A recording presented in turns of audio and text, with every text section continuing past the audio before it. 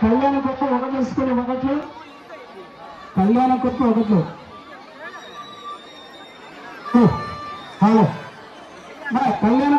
ఒక్క నిమిషం మాట్లాడు కొద్దిగా మీరు వెనక్కి జరగండి కొద్దిగా ఒకట్లు దయచేసి అర్థం చేసుకోండి వెనక్కి జరగదు అబ్బాయి